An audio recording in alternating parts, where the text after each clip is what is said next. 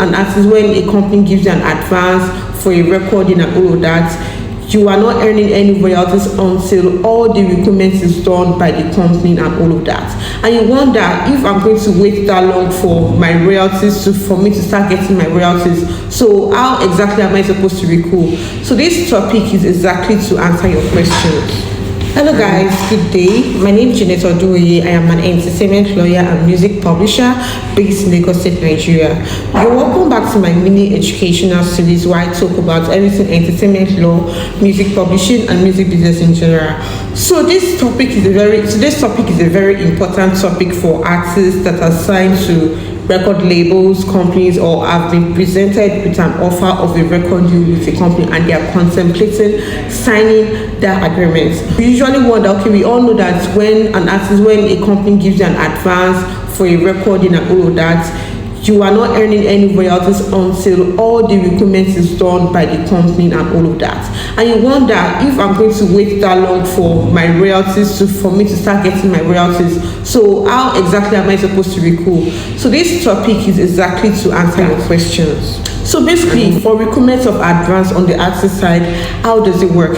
There are basically two models where artists can recoup advances given by their companies that sign them and all of that. So there is a percentage-based model and there is a net profit share or joint venture model. So I'm going to be touching on the net profit share slash joint venture model and all of that. So basically kind of model looks like it's a partnership where both the company and the artists are going to be sharing the income generated from the masters or the sound recordings 50-50 equally. So basically, a company signs an artist to their company and gives the artist an advance of $50,000 to create some records or to do some masters that the company and the artist agree that the company will retain ownership of.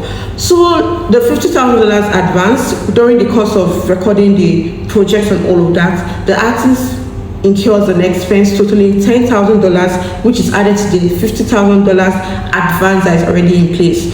So now let's say, for example, the first year of the song being released, it generated a total income of $40,000 and all of that. So here is how the artist is expected to recoup the advance given and also the expense. $10,000 expenses that the artist incurred will be deducted from the $40,000 income, and that's remaining $30,000. So in this kind of model, the company and artists are supposed to share income equally 50-50. So the company is going to get their 50% from the remainder of the $30,000, which is remaining $15,000. So now the $50,000 advance that the company gave to the artist at the start will now be deducted from the remainder of $15,000. So that's remaining $35,000 that the artist is in deficit of and all of that. And the artist will not be getting any royalties until the total $35,000 that is remaining would be recouped from the income of the masters, and that is how this kind of model works. So now let's go to the next kind of model. So the next type of recoupment of advance model is percentage based, which I talk about a lot on my program and all of that. So that's basically the company and artists agreeing on the percentage the company is going to be getting from the income generated from the artist's masters. So for example, now if the company and the artist agrees that the company takes 80% and the artist takes 20% and all of that, that 20% is known as 20 artist points for the artist, and you'll see why as we go on and all of that. So basically, when income starts getting generated from the artist's career, artist songs and masters and all of that, the company takes that 80% net profits, 80% net profit and keep it. Then whatever advance they gave to the artist during the beginning of signing the agreement would be recouped from the artist's 20%. So an artist releases a song and got a producer to make the beats and all of that, and the producer was given an advance of $10,000 with 3 producer points. That is just an example and all of that.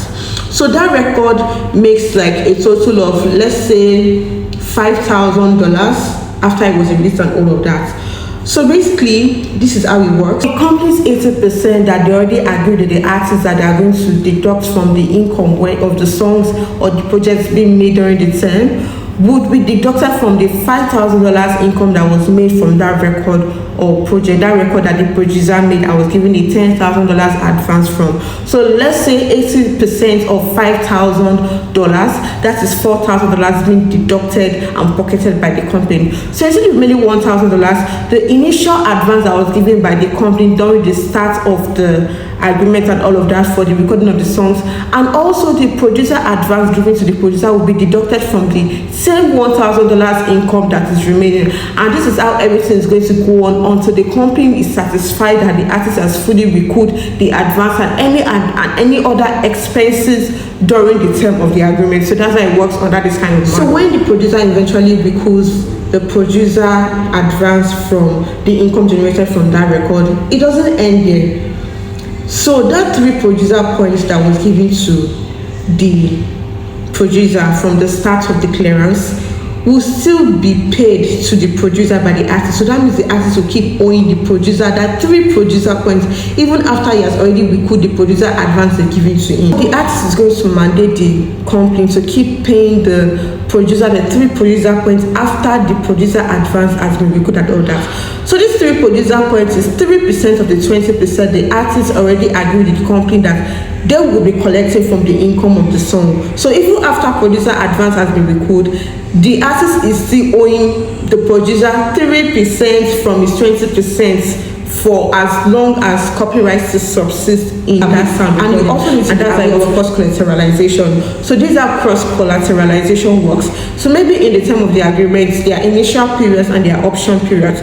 So in the initial period, the company advances a sum of $50,000 to the artist, and the song was only, or the project was only able to recoup, like to generate an income of $30,000 and all of that. So if the company is interested in activating the option period, they might decide to like give another advance in the option period and all of that, and the agreement can say that the income generated from this project release during the option period can be used to recoup the advance that is there unrecouped in the initial period. So thank you guys for tuning in and watching. I hope you guys learned a lot. If you learned a lot, please kindly like, comment, or share this video with your artist friends, with your producer friends, with your music business executive friends, and make sure you subscribe to my YouTube channel. Follow me on LinkedIn, follow me on Instagram. All these links will be listed in the post from wherever you're watching me. Can't wait to see you guys next time. Bye guys.